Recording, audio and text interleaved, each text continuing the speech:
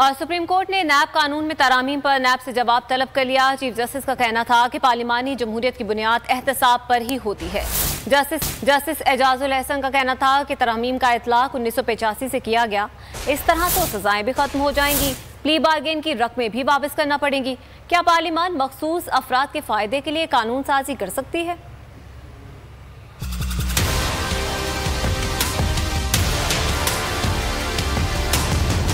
Supreme court में नैब तरमीम के खिलाफ चेयरमैन पीटीआई इमरान खान की दरख्वास्त पर समाअत। अदालत ने नैब से जवाब तलब कर लिया। इमरान खान के वकील ख्वाजा हारिस का मौक़िफ़ था, नैब अहम फरीक है, इसकी नुमाइंदगी भी होनी चाहिए। नैब कानून में कल होने वाली नई तरामीम भी चैलेंज करेंगे।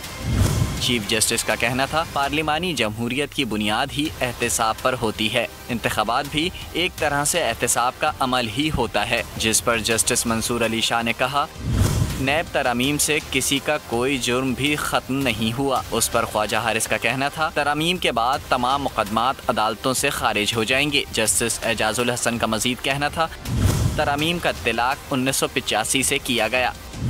माजी से इत्तलाक हुआ तो सज़ाएं भी ख़त्म होंगी और जुर्माने भी वापस होंगे, प्ली बार्गेन की रकम भी वापस करना पड़ेगी। उन्होंने सवाल किया, क्या पार्लिमान अपने या मखसूस अफराद के फ़ायदे के लिए कानून साजी कर सकती है? केस की समाअत 19 अगस्त तक मुलतवी कर दी गई।